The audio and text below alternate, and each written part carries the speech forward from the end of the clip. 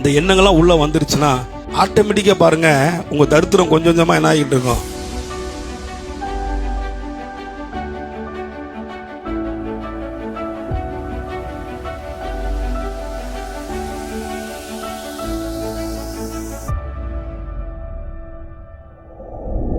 சாபம் உள்ள வந்த உடனே பாருங்க, இன்னைக்கு மனுஷனுக்குள்ள எல்லாம் வந்துருச்சு பாருங்களேன்.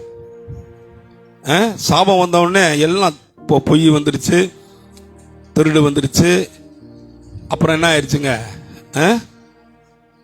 கொலைபாதகம் வந்துருச்சாங்க, மற்ற எல்லா காரியமும் உள்ள எல்லாம். அந்த உலகத்தில் எதெல்லாம் தீமையோ கொஞ்சம் கவனிங்க, இந்த உலகத்தில் எதெல்லாம் தீமையோ அது எல்லாமே உள்ள வந்துருச்சு பாருங்க.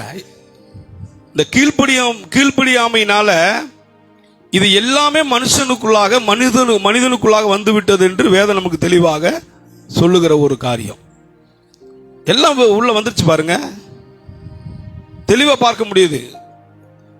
இந்த சாபம் சொல்லுங்க, இந்த சாபம் ஆமே.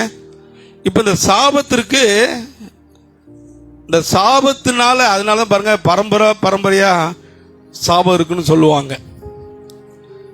அப்புறம் சென்ம சுவாபத்தினால் வருகிற சாபம் அப்படின்னா ஆதாமுடைய வித்துல இருந்து தான் நம்ம பிறந்திருக்கிறோம். ஆதாம் மூலம் வந்த சாபம் தான் இன்னைக்கு நம்மளை என்ன பண்ணிக்கிட்டு இருக்குது, மனு குலங்களை ஆண்டு கொண்டு இருக்கிறது, ஆளுகை செய்து கொண்டு இருக்கிறது. இந்த சாபம் நம்மளை என்ன பண்ணுதுங்க, ஆளுகை செய்து பாருங்க. இந்த சாபம் நம்மளை ஆளுகை செய்கிறதுனால தான் பார்த்தீங்கன்னா இன்னைக்கு நம்ம எவ்வளோ உழைக்கிறோம், கஷ்டப்படுகிறோம், மாடா உழைக்கிறோம், ஓடா தெரிஞ்சாலும் கூட ஒரு 2 காசு என்ன பண்ண முடியல, எடுத்து வைக்க முடியல. ஏதாவது ஒரு வீண் செலவு வந்துடுது, ஏதாவது பிரச்சனை வந்துடுது, ஏதாவது மனதில் ஒரு சமாதானம் குறைஞ்சிருது, ஏதாவது ஒன்று வந்துடுது பாருங்க. ஏன்னா இது யாரு மேலே தப்புன்னு கேட்டிங்கன்னா ஆதாம் மேலே தப்பு. அந்த ஆதாம் செஞ்ச காரியம் தான் இன்னைக்கு நம்மளை என்ன பண்ணுதுங்க, தொத்திக்கிட்டு இருக்குது. சில நேரங்களை கீழ்ப்படியாமல் இருக்கிறோம். ஆனால் அதுக்குரிய விளைவு தான் என்னன்னு கேட்டிங்கன்னா, கீழ்ப்படியாமையும் நம்ம கடவுளை கனம் பண்ணாமல் வாழுகிற விளைவு தான் சில நேரங்களில் கஷ்டத்தை நம்ம என்ன பண்ணுகிறோம், அனுபவிக்கிறோம். பார்த்தீங்களா, மனசில் நல்ல ஒரு என்ன இல்லை, ஒரு மனமகிழ்ச்சி இல்லை. மனமகிழ்ச்சி முகமலர்ச்சியை தரும்.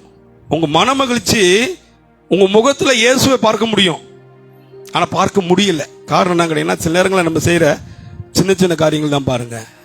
யார் முதல், யாருக்கு ஃபர்ஸ்ட் ப்ரையாரிட்டி, யாரை மையமாக வைக்கணும், யாரை கனம் பண்ணணும், யாருக்காக வாழணும், எதற்காக நம்ம கடவுள் படைச்சாரு, எந்த நோக்கத்திற்காக என்னை சிருஷ்டித்தாரு, நான் அந்த பூமியில் வாழ்வதற்கான நோக்கம் என்ன, நோக்கம் இல்லாமல் எதையும் நம்மளை ஆண்டவர் நமக்கு கொடுக்கறது இல்லை, செய்கிறது இல்லை, நம்மளை உண்டாக்கினவர் இல்லை.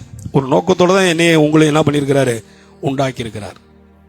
இந்த எண்ணங்கள்லாம் உள்ள வந்துருச்சுன்னா நிச்சயமா கடவுள் சொல்லுவதை நம்மளால என்ன பண்ண முடியும், கேட்க முடியும், கடவுளுக்கு கீழ்ப்படிய முடியும். கடவுளுக்கு கீழ்ப்படுகிற பொழுது ஆட்டோமேட்டிக்கா பாருங்க உங்க தரித்திரம் கொஞ்சம் கொஞ்சமா என்ன ஆகிட்டு இருக்கும், விலகிட்டு போகும்.